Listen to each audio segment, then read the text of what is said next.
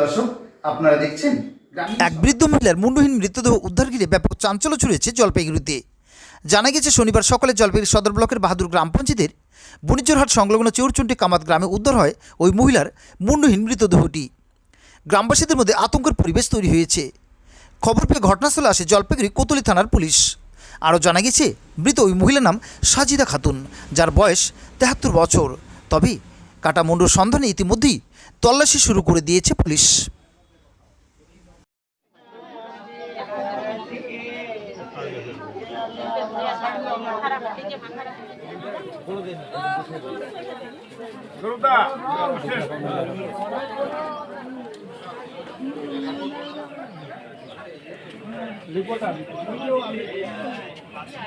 এত লোকজনের ভিড় কি হয়েছে এখানে? কি সবাই কান্নাকাটি?